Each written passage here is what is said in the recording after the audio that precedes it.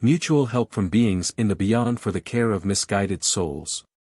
Part 2. Thus, the spiritually perfect is incessantly working for the redemption of the imperfect, and love is always the motivating factor, because these beings' state of maturity also requires a sphere of activity, and this is what they are looking for on earth as well as in the beyond. Because unredeemed souls are suffering indescribable hardship which cannot be alleviated without active help. Consequently, the beings in the beyond will most eagerly try to make contact with needy souls, and although it is frequently laborious and unsuccessful, it may not be abandoned. For this reason, the beings need to have an excessive amount of patience and love so as not to slow down in their work. Sometimes a simple reference to eternity can suffice to make the soul reflective, and then the connection has been made, since the friends in the beyond can then transmit their thoughts to such a thoughtful person. However, if the being only has materialistic thoughts, on earth as well as in the beyond, such hints will fade away unheard. It is always merely living in the present and does not consider its hopeless condition in eternity. Such souls are extraordinarily hardened and have to be made aware of their situation through suffering and pain. And even then, the beings of light will not leave them, unrecognized by the poor souls but forever willing to help. The beings on earth, too, are permanently surrounded by the bearers of light who would like to direct their train of thought towards the spiritual world.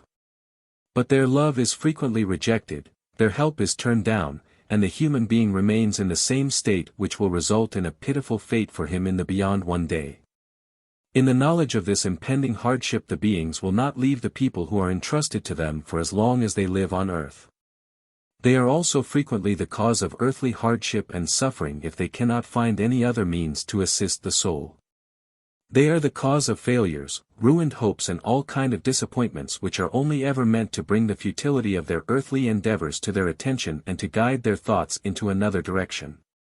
They recognize the worthlessness of everything the human being is trying to achieve, and since it cannot be explained to them mentally, as it is firmly rejected, people often have to be forced to sacrifice what they are trying to achieve.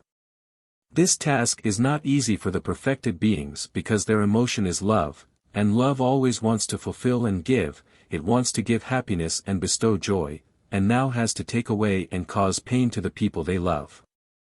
But the suffering awaiting them one day will be far greater, and in order to avert this from their protégés they often interfere in earthly life destructively. The final release of such beings can only be achieved by suffering if love is not awakened in them by seeing the suffering of their fellow human beings. This can very quickly result in a change of mind. Their own suffering will not always lead to awareness, but having to witness the pain of their fellow human beings will make a person thoughtful and bring him closer to understanding. And then the danger for this soul will have passed, because the heart of a person who is able to love is not hardened and the influences of the beings in the beyond will not be unsuccessful. Hence people's suffering cannot be avoided as long as they haven't become conscious of the fact that they are living on earth in order to educate themselves for eternity. Only suffering will bring this thought close to them, and it is the only means of help available to those who are fighting for the souls. Amen.